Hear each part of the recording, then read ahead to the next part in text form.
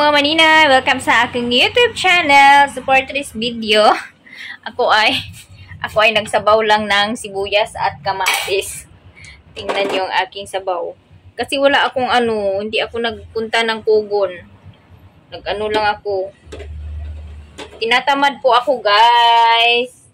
Tapos ipares ko lang ng rice. Meron naman kasi akong ulam dito. Nung isang araw, hindi naubos. Hindi naubos ito. Yung fried prito na alamang. So, kaya nagsabaw lang ako ng... So, ayan guys, yung sabaw ko. Nagsabaw ako ng sibuyas at kamatis lang. Kasi, pa naman akong ulam na pritong alamang. Yung maliliit na uwang. Nagiprito na ako. Kaya, yun. Ako ng sabaw para may mahigop ako. Kasi, malamig yung ulam ko. And then, tingnan natin dito yung nilaban ko kahapon. Naglaba ako kahapon. Nabasa yung ko ito, oh. Tinupi na naman ako. Ayan. Kailangan matuyo to kasi. Kailangan matuyo to, guys. Dahil, cover to ng aking foam na manipis. Ayan. Nabasa to ng ulan kagabi. Naulanan kasi sinampay ko dyan sa labas. Tapos umulan. Di ko inasahan na umulan. Kaya nabasa. So karon mga maninay, manilhig ko sa likod bahay. Kasi maraming laya na dahon na nahulog. Wala kasi akong ibang gagawin. Kaya magwalis-walis muna ako dito sa likod. Yan. Ito po yung likuran ng bahay ng boarding house namin. Ayan, wawalisan ko.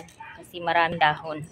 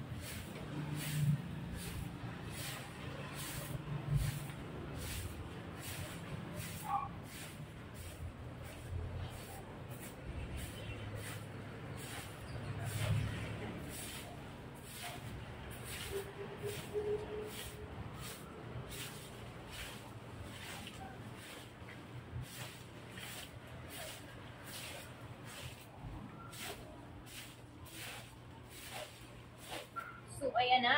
Tapos na. Dito ko na lang ilagay. Balik ko tong walis kasi hiniram ko lang to.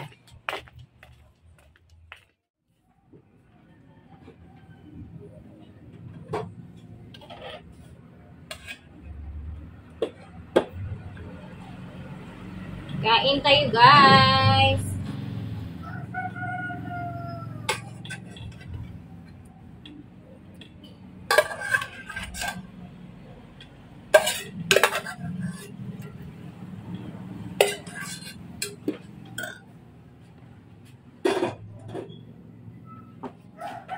Good morning! Kain po tayo. Meron akong dayok dito. Hindi ko lang. Pero hindi ko na feel kainin. Wala lang ako ng tuyo at saka suka.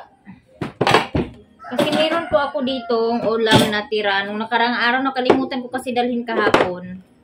Tapos ito, hindi naman to sira kasi prito to eh. Walang nilagay na madaling makasira. So, lagay lang tayo ng suka. Toyo. Para sa usawan sa pinirito. Ganito lang kasimple buhay ko dito sa syudad mga maninay. Baka akalain ng iba ang ano ko. Ang ganda ng buhay ko dito sa syudad. Nandito lang ako sa syudad nagtrabaho. Pero nagtitipid pa rin ako. Kahit may sahod ako, nagtitipid pa rin ako. Kasi papadala pa ako ng pira sa mga magulang ko para sa anak ko. Doble po yung gastos. Sarap ng sabaw. Kahit ano lang, sibuyas at kamatis lang yung ginawa kong sabaw. Kasi doble yung gasto ko. Magpapadala ako sa kanila, gagastos pa ako sa sarili ko dito sa Cagayan.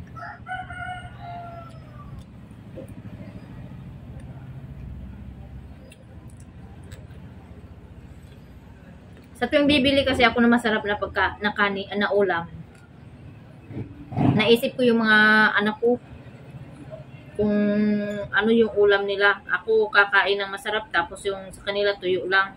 Kaya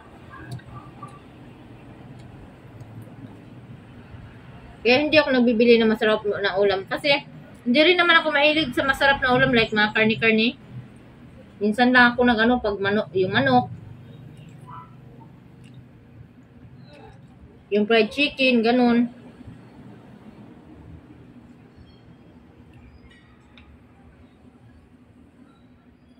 Buhay na ako pag kahit ganito lang yung ulam ko. Kung ano yung nasa lamesa ko, kumakain ako. Basta nakakain lang mga maninay.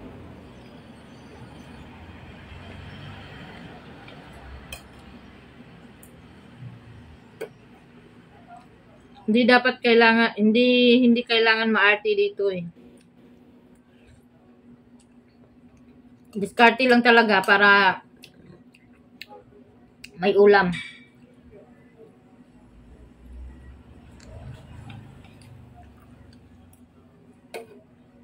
Tsaka hindi natin kailangan magtapon ng pagkain. Kung pwede pa kainin, i-recook natin. Kasi nakikita natin yung iba, di ba? Nangangalkal ng basura para sa makakain lang sila. Kaya huwag natin sayangin. Yung iba gutom. Habang tayo meron, huwag natin sayangin.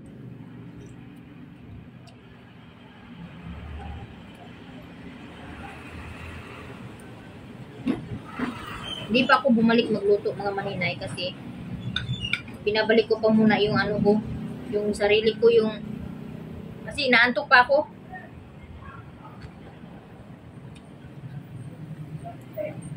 Para akong buntis.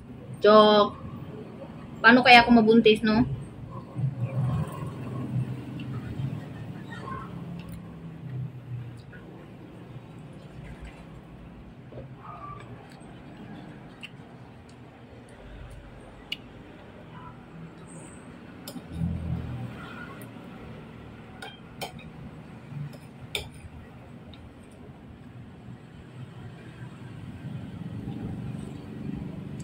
Pagkatapos kong kumain, matutulog na naman ako.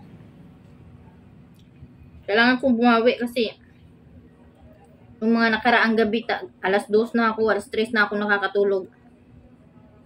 Kaya siguro inaantok pa ako hanggang ngayon.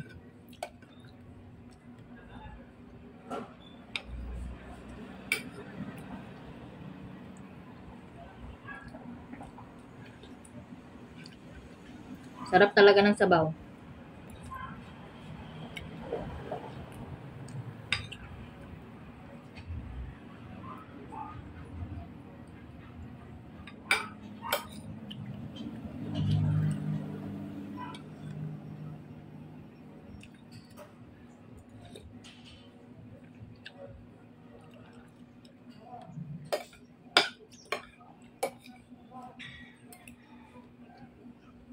Kailangan na naman ng party na naman ng mga anak ko. This coming 11 yata. Tapos,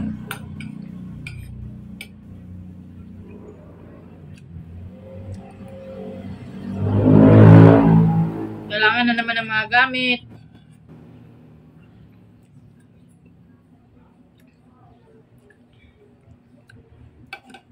Pero naalala ko mayroon akong binili kay J-Lord na polo na red.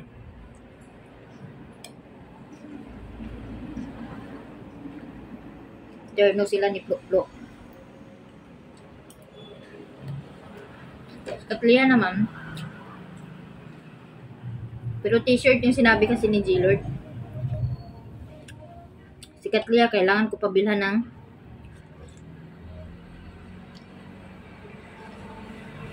short, skirt, mini skirt, saka red na t-shirt.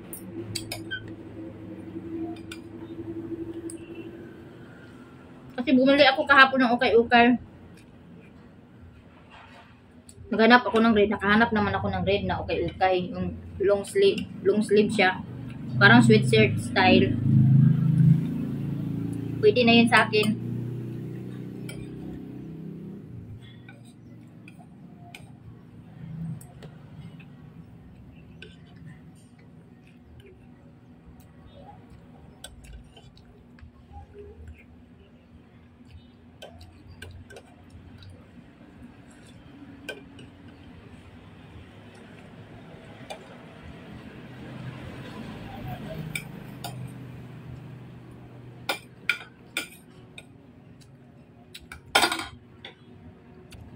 So, ayan guys, tapos na akong kumain ng napakasarap na sabaw with napakasarap na sabaw.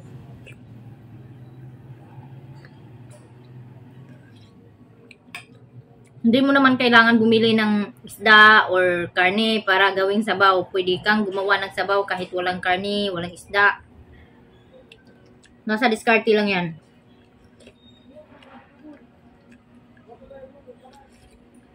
O, diba, busog na ako. So, maraming salamat guys for watching my video. And sa mga hindi pa nakapag-subscribe, please subscribe my YouTube channel. And don't forget to like, share, and comment. Sa mga manunood, sa mga gatanaw sa akong video and live, sana po hindi ma-skip yung ads para mayroon naman akong earning sa aking